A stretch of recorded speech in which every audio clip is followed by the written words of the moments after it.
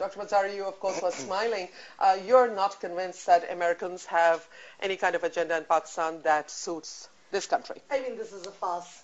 You mentioned the two tragic events. You missed mentioning also that there was a drone attack again today, which killed people, including civilians. This is a big issue, and we know that our government, including the military, is complicit in it.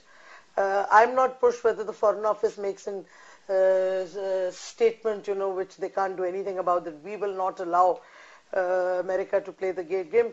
For heaven's sakes, you can't even stop them from bombing your own territory and killing your civilians. But you just said that they are complicit in it. But they keep denying it.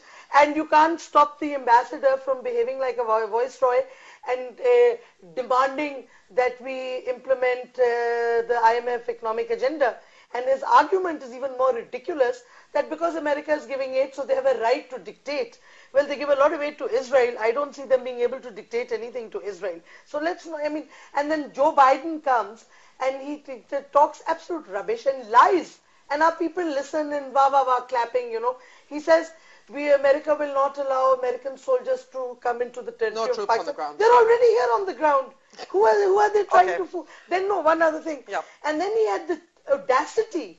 I think this is absolutely disgusting that nobody responded. He said extremists are hurting Pakistan's sovereignty.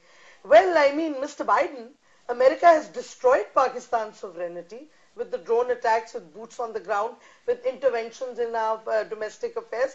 So what is he saying, extremists? Let me ask you a very difficult question, Shireen. In fact, I would say, Dr. Mazari, an unfair question. When we have a transactional relationship with the United States, when we are dependent on them for handouts, and I use the word handouts. They're dependent on us. They cannot conduct a war in Afghanistan without our support. It's a mutual dependency. Please, we have to get over this psychological inhibition that somehow we are dependent on them. No. Are we financially dependent on them? They are dependent on us, so they are promising us financial handouts.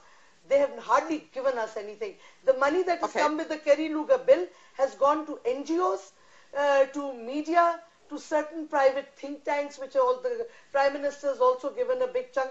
And what I'm telling you, the media is amazing. I heard somebody from your group, editor of Express Tribune, who I thought was fairly well educated, stating today that, well, America is never going to leave Afghanistan because wherever Americans go with their military, they never leave.